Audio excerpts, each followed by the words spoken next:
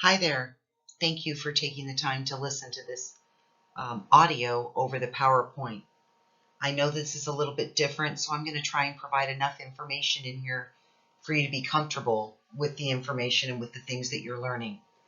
In this PowerPoint, I'm covering residential uses and then some factors that affect residential uses. So, what is residential? Well, it's usually defined as anything that's not CII, commercial, industrial, or institutional. But multifamily or apartments and mobile home parks are kind of a problem child. Sometimes they're thrown into CII, but more often than not, they are held in residential, which is where they belong, quite honestly. It's always up in the air about that. So you have SFR, which is single family residential, and multifamily are residential uses. And they're typically between 50 and 80% of build demand across the United States. Something else to think about is that about 87% of residential use is from public water sources across the United States. And the gallons per capita per day, which we already covered, is 101. Now, this is across the United States. And the reason I want you to know that number is it's in the certification test. If you're not taking the certification test, don't give it another thought. When we calculated GPCD on our own in the lecture that we actually had today, April 9th, you notice that the GPCD was 293. That's a Southern California number. That's pretty typical for a summer month, especially in a summer month in a more affluent neighborhood. The more affluent you are, the more water you're going to use. The reason the national number is so much less is there is still a lot of empty space across the United States. And there are an awful lot of places where it rains a lot during the summer, so they don't irrigate. It's really only in Southern California that we have a lot of automatic irrigation timers, which always use more water. When customers have to go out and physically turn the water on and off, they don't tend to use as much water.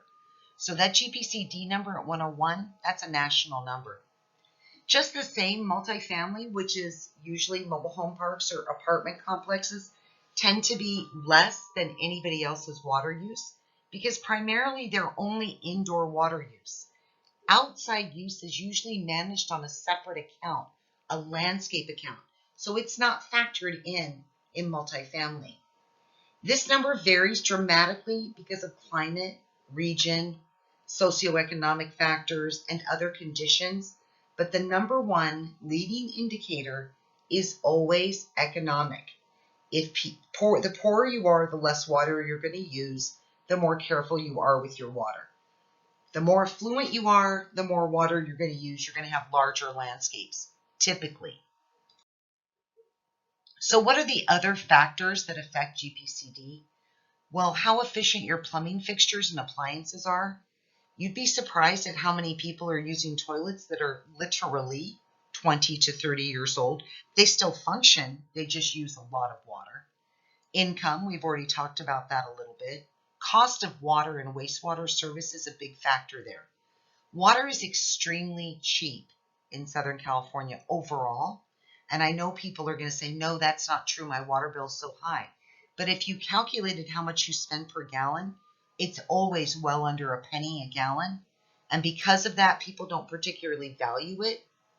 How many people live in a particular residence makes a big difference on an individual water bill. If you have multifamily residences, they tend to use less. But what about when you have multiple families living in the same residence? One of the cities that's in our district, Eastvale, they are primarily, there's a very Asian community, and it's not unusual for them to have two sisters with their families living together, or maybe multi-generational grandparents live with their family. My own mom lived with me, and in that case, you're going to use more water. But the more people you have in a household, the more water you're going to use, obviously. The age and lifestyle of a customer can make a big difference. Older people tend to be a lot more frugal, generally. And lifestyle, are they gardeners? Are they gone a lot? Do they travel a lot? If you travel a lot and your water's turned off, you might, I mean, at the tap, you're not home using water, you might not use that much water. Well, you might too. Your irrigation system, if you leave it on automatic, you might be using too much water. Climate makes a difference, and that makes sense to all of us. Everybody knows that when it's raining, we should turn off our irrigation timers and turn off our sprinklers. But if you live in a climate where you get a lot more rain or snow, you're not going to be using water outside for much of the year. Local landscape aesthetic is a very important factor in how much water is going to be used. The best example I can think of is Claremont. Claremont has a very environmentally conscious landscape aesthetic. You're going to find a lot of landscapes there that are native plant gardens. Native plant gardens need no supplemental water. You don't water them at all once it's summer. Those plants will die if you water them in the summer. But everybody has that. So because everybody has that, there's a little ethic there of saving water. Contrast that with my neighborhood, which is all grass except for my house. My house is the only one with a drought-tolerant landscape. Everybody else has lots and lots of grass. So I don't fit into the local landscape aesthetic. I'm trying to turn them one at a time. But that does make a difference in what's acceptable. Lawn watering habits, nothing uses more water than grass. Not even a pool uses more water than grass. And we'll cover that when we get to the landscape lecture. So if you have a lot of lawn, then you're going to have a lot of water. And customer awareness. It takes a long time to tip the scale. When I was younger, I never hide my age. We all know I'm almost 60 now. And when I was younger, nobody recycled. No one. People threw cigarette butts out the window. Nobody recycled anything. Water was an abundant supply, or so we thought. But now people don't feel that way anymore. We all recycle. I can't even imagine not recycling. My recycling bins fill every week, whereas my trash bin barely has anything in it. You may notice that at the grocery store, people are even using recyclable produce bags rather than plastic bags. You can't get a plastic bag at the grocery store anymore unless you pay for it. That's an incentive to get people to reuse bags. So customer awareness does make a difference. It just takes time. Okay, but it's on its way for sure. Now, indoor use, this is an old table, and I'm putting it in here because it's part of the test. And the 69.3 gallons per capita per day is for indoor use only. When you think about indoor water use, it is primarily for cleaning and sanitation. You're washing dishes, you're flushing the toilet, you're taking a shower. Very little water is actually really and truly wasted. You might take too long a shower, but you're still in the shower cleaning yourself. So that's the primary use. Multifamily is a little bit harder to gauge and usually lower. And I asked you in there why, but normally we would be in class and I would wait for you to have answers. But in this case, I'm just going to tell you. It's because typically lower income people live in apartments and they tend to be more frugal with their resources. So they tend to use less water. They're just a little bit more careful. Affluent homes use more water. Why? Well, because they're more affluent. They can afford it. They don't think anything about it. So that's your indoor water use. I do want you to pay attention to this chart, though, because in a non-conserving household, if you look at that chart, you'll notice a toilet uses the most water. A clothes washer is the next. So these are non-conserving appliances. The average person flushes 4 times a day. So if your toilet, that's where they come up with that 26.8% use.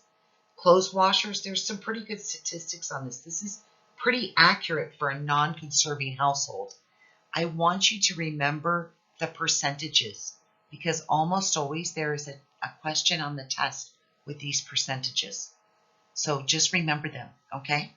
I believe the question is usually like, what uses the most water in a non-conserving household, and then they'll list leaks, faucets, clothes washers, and it's toilets. Do notice though that leaks are an extremely high use of water in a non-conserving household. Just like with water loss, indoor household leaks account for an awful lot of water use. Now let's talk about outdoor use. Again, this is a national number. This is not a Southern California or hot southwestern climate number at 31.7 gallons per capita per day. Ours would be much higher. I've estimated at every single water agency that I've ever worked at, about 80% of the water that the entity, in my case a district right now, pumps, produces, treats, and distributes, is about 80% of that goes to grass, okay, straight grass. And we'll talk about that more in the landscape lecture. But what are the factors in outdoor use? Again, it's climate. That's part of the reason we use so much more water here outside. Of course, it's hotter than blazes for several months of the year, and your grass will die if you don't. The precipitation rate. You can tell when we're having a good wet weather season in Southern California because our water use goes way down. If we have some rain, people don't tend to water quite as much. Water rates again, and the total cost of water is a big driving factor. And again, household income. Multifamily is of course less because they are usually on a landscape meter. So if you have an apartment complex, they have a separate meter for outdoor landscaping. The telltale sign, though, in a residential neighborhood of too much water use is moss in the gutter. And that usually is caused by runoff, where water runs off when people are irrigating. They water too much, they don't cycle and soak, and so it runs into the gutter. And when you see this in a neighborhood, you know that they're just basically chronically overwatering. How you address that is a whole different lecture. I just wanted to make you aware of it. So now we're going to talk about a really fun part of your job, which is a residential water audit. And I do these sometimes, and then sometimes I hire them out. It depends on how busy I am. I enjoy doing a residential water audit, so I do them when I can. So these are the steps if you're going to do one. Now there's a form that you can make for it, and generally I draw the form on the board. And I think I will get you a residential water audit form and post it so you can see what it looks like. It's very different from a commercial auditor like I hire to one that I do. So I'm going to write down that I'm going to post one from a commercial account. But either way, this is the format. When you arrive to do a commercial water audit, of course you book the appointment in advance. We do these for free, no matter who we use. You explain the purpose of the audit. People have to understand why you're there, and you should always arrive with their water use in hand. Okay, you should know how much water they're using before you even show up. If you have a little old lady call you who's only using 5 units of water a month, and which equates to like $6, you don't want to spend $200 for an audit, and you don't want to waste your time doing it. Just thank her for doing her part and go on your merry way. But if you have a customer who's routinely using 200-300 units of water, it's worth your trouble. So you do want to test and repair leaks. Now, I don't necessarily repair leaks, and I can have our auditor repair leaks. I have the customer sign a waiver, but you need to see if there are any leaks. And I would include inside household leaks as well. I am never going to advise you to go into a household on your own. Take a buddy. Have I done it? Yes, I have. Have I ever had a problem? No, I haven't. But I'm not going to advise you to do that, and I am extremely leery of doing that. But one really nice service is if you go in their home and you check for leaks in their home too. You can provide retrofit devices for them. For example, shower heads are very inexpensive when you buy them wholesale. You can get them for about $5 a pop. They're good shower heads. You can have them installed. You can install them yourself, or you can leave them for the customer to install. The good thing about having them installed or installing them yourself is that you know it's done. You don't have to wait on the customer. You should evaluate the lawn and the irrigation system. So do they have mismatched heads? Are there dead spots? Run the irrigation system yourself. Actually watch it run. Most customers never do that. Their irrigation system is set to run at 5 a.m. They never see it. Evaluate any other outdoor uses. Do they have a fountain that might have a leak? Does it look like their pool might be leaking, which almost never happens, by the way? You very rarely will you have a pool leak. I think I've had one in my entire career. Do they have a dripping spigot? So look at other outdoor uses. You can help a customer by customizing their home irrigation system for them. Often when they buy a house, sod has been laid in the backyard. They've paid for that. We already talked about sod in the front yard. And the installers set the irrigation system to run for sod. When you're establishing sod, it needs to run once an hour or every 2 hours for 5 minutes just to let it get established. A lot of homeowners have never changed that. So if they've never changed that, their grass is just being super overwatered, and you can adjust that for them. Identify for them in writing all water conservation opportunities. Can they get a new clothes washer? Can they install a low-flow shower head? Can they tune up their irrigation system? Let them know ways that they can save water and evaluate what they actually are doing at the time. Maybe their toilets are all 1.0 gallon per flush toilets, but they have a very old washing machine, or their irrigation system is really out of whack. So when you identify their opportunities, you're kind of telling them what's wrong. But when you tell them what number 9, you're kind of telling them what's right. You want to do both. And the purpose of all of this is to educate your customers. You don't want to be punitive with them. There are a lot of people out there who genuinely don't know about water and water conservation. It's not like it's something that's really taught in school. So do the water audit with a friendly tone. They take a long time. It probably takes you a couple of hours to do an audit, but it's really your best opportunity to meet with a customer and represent your agency in a pleasant manner. I've had primarily extremely good experiences doing audits because the people who call you out for an audit already care anyway. So just something to think about here. So let's talk a little bit about what causes water waste at a home. Inefficient plumbing fixtures like leaking toilets. Toilets leak all the time and people aren't aware of it. They don't even hear them.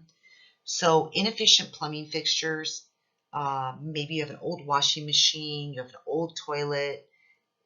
Over time, they get worse and use even more water. So inefficient fixtures are probably one of the easiest ways to save water inside a home. But irrigation controllers are the number one bad boy. People set them and forget them and never check them again. So they run the same amount of time when it's raining, when it's hot, whether it's new sod or well-established grass. They have poor watering habits. They have poor showering habits. All of these contribute to residential water waste. And do be aware that new products can counteract your savings. For example, if you have a low-flow shower head at 2.5 gallons per minute, but you install multiple ones, then you're just compounding the water use. You're not saving water at all. So some of these things we've just talked about are audits and residential water waste. You'll probably encounter all of these things a lot because primarily you're going to deal with residences, not CII customers. So please feel free to contact me if you have any questions, and I'll go on to the next PowerPoint.